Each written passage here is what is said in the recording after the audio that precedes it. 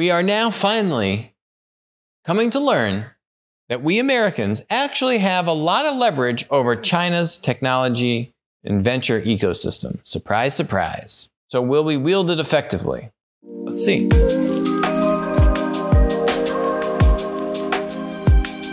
So I love this article. Why China's startup investors depend on US IPOs. Interesting. I thought China had a self-sufficient venture ecosystem and, you know, we needed to be beholden to them, not the other way around, right? You know, China, China, China. Guess not, right? Okay, why is that? Well, that's because China's economy is one big Ponzi scheme. It's kind of like all those weird crypto tokens that popped up where they say, hey, put in $100 to buy this weird token that you've never heard of. And then you do it. And then now your $100 is worth $50,000. Literally, this happened to a friend of mine. $50,000. And then my friend's like, oh, I made $49,900. I said, that's cool, man. So can you take the money out? And he goes, no, but I can't take it out. But like I made like $50,000.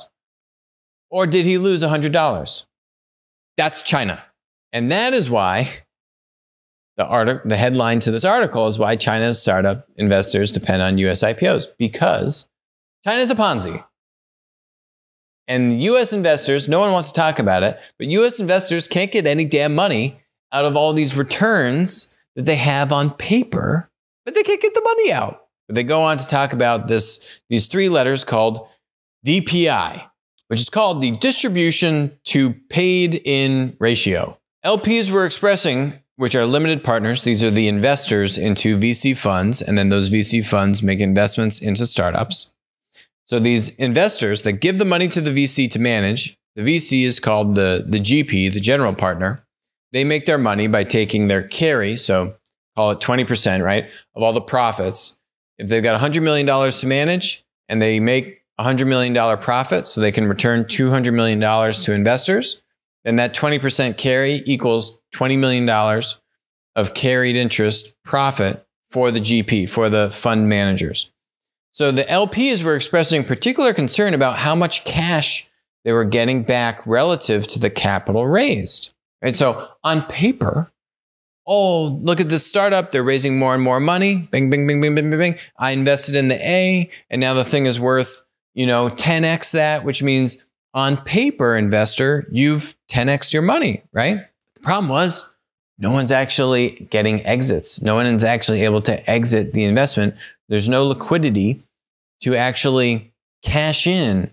So you have all these things that are on paper appreciating a lot. That's called a Ponzi, right? There's all this money flowing in, and then everyone's bidding up these investments higher and higher and higher and higher. There's more to feed more and more and more and more growth.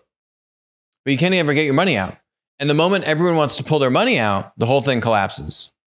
Where's Bernie Madoff? That's China. That's China for a whole bunch of industries. Basically, like that's China for pretty much every US investor, period. I guess finally the VCs are figuring this stuff out.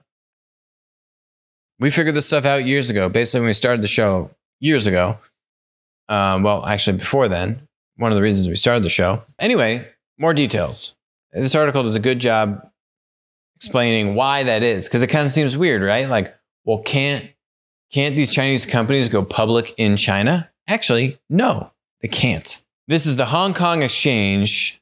Then there's the liquidity issue this thing talks about. The Hong Kong exchange daily turnover was $21 billion in 2021, and the New York Stock Exchange and NASDAQ are $400 to $500 billion each day. So it's 20 to 25 times the amount of turnover, volume, liquidity, right? So much greater, not even close.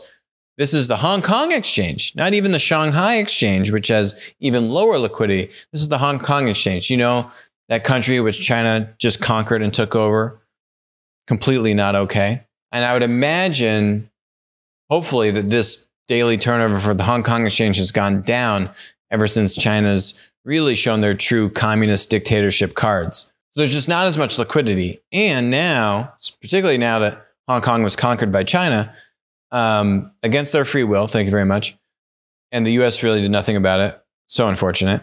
So then the Shanghai Stock Exchange created a star market subdivision, which was in 2019, to help tech companies go public for this exact reason. However, it says they've established a clear preference for hard tech companies, so like semiconductor chips and robots and hard technology, over social platforms, e-commerce, and other more commercial software businesses, so like social media businesses and all these things, right? The software businesses are not in vogue on the star market on the Shanghai exchange, which is the thing created to try and promote software or tech IPOs in China. Not to mention then, the China Securities Regulatory Commission screens potential listings for sustainable profitability and largely dismisses unprofitable cash-burning tech startups, which is basically every single software IPO. So between the regulatory environment, the lack of liquidity, and investors' preference for hard technology businesses if they are going to invest in technology at all, there's basically no strong exit potential in Chinese markets. We have a lot of power in this country. We're just very bad at wielding it, and we're way too easily divided and distracted. And I'm going to interview David Rubenstein and talk to him about this exact topic. So this leaves a US IPO as the best option for maximizing DPI. It's basically just like actualizing a proper return, actual cash.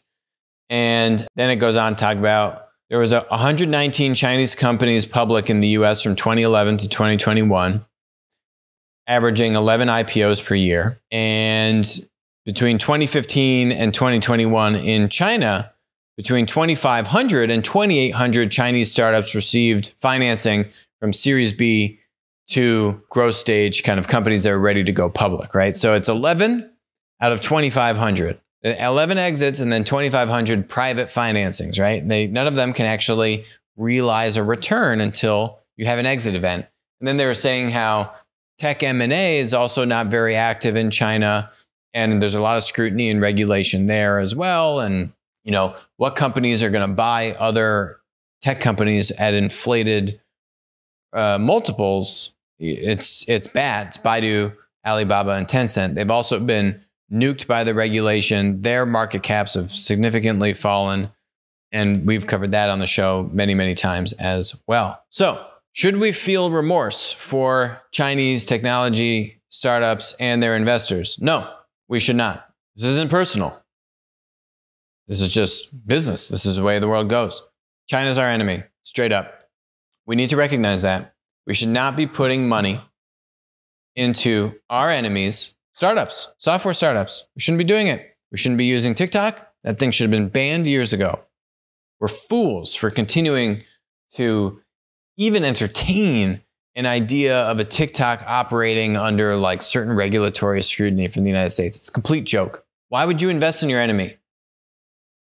That's what we should be asking. And I've talked and I've highlighted who these investors are before on the show. I've gone through the list of all the family offices, bunch of big money, big names on that list. Pension funds, institutional investors, endowments, university endowments that are all investing in China when they should be investing in this country or other countries that don't have communist dictatorship regimes. And it's nothing saying that the software companies in China are bad, that they've done something wrong. But we need to recognize that when you operate underneath a communist dictatorship, you are ultimately building value for who? You're building value for the dictator, for the communist leaders. We need to stop deluding ourselves that China's going to wake up one day, have an epiphany and say, oh my God, I have erred in my ways. We should be friendly to the West. No, that's not how they view us. It's not how they'll ever view us. We've been fooled for 20 plus years. It's time to wake up and get smart. Stop supporting the enemy. Like that video, go check out our interview with General Spalding. I had him on the show twice about his 2 books about the stealth war and the information war that we're in right now against China. And a whole bunch of really bad things that they continue to carry out against the US on a daily basis. Go check out our videos about the 50 Cent Army and hit subscribe.